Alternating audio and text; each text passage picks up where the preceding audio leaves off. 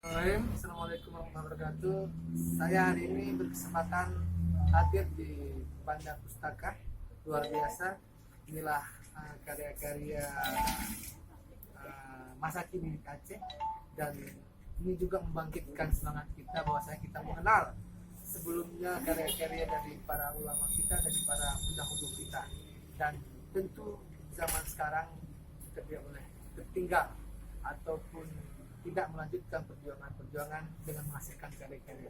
Mari berkarya, hasilkan karya-karya Anda, menulis tentunya, karena dengan menulis Anda sudah mencatatkan sejarah untuk anak cucu kita ke depan. Demikian. Assalamualaikum warahmatullahi wabarakatuh.